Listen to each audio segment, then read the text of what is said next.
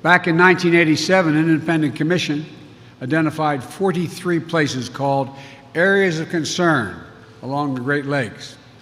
There are areas where pollution, as EPA director said, where pollution from industry runoff, from agriculture, poor wastewater treatment, put the Great Lakes and everyone who depends on them at risk.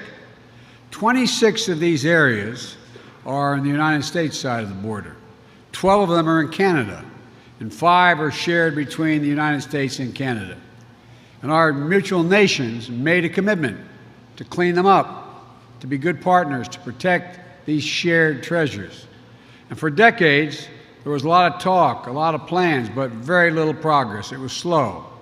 That changes today. Today, we're announcing an investment of $1 billion. $1 billion. From the bipartisan infrastructure bill. It's going to allow the most significant restoration of the Great Lakes in the history of the Great Lakes. We're going to accelerate cleanup of sites across 6 states in the Great Lake Basin, from Duluth, Minnesota to Milwaukee, Wisconsin, Gary, Indiana, Buffalo, New York, and everywhere in between. We know these sites were dangerously polluted for decades. We're committed to clean them up. 3 decades ago, we made this commitment. And yes, we've gotten a couple of them done, like right here, like the one of my old hangouts as well. I went to Syracuse University, and I was a lifeguard on Lake Oswego, and I know the Oswego River up in New York. That was another one that's been taken care of. Now we're talking about cleaning up the Cayuga River behind Cayuga Gorge Dam, and in the process, and it passes through Cleveland. I always mispronounce it, the Mawami River, right? Wami River in Toledo. I can say Toledo. Restoring the shoreline around the Detroit River in Michigan, the St. Louis River in Minnesota and Wisconsin, the Grand Calumet River in Indiana, and so much more.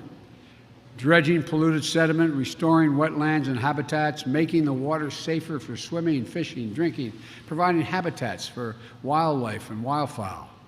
And the study found that every dollar we spend cleaning up the Great Lakes generates between $3 and $4 in economic benefit. That's a fact. And it's a really good investment. These are not only investments in we're making the Great Lakes.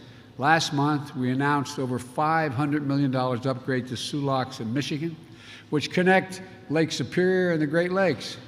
7,000 vessels, and 90% of our country's iron ore moves through these locks every single year.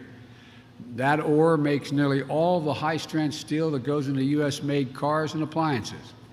Replacing and modernizing the locks will not only create good jobs doing that, it's going to strengthen our supply chains to get goods moving faster and reduce cost.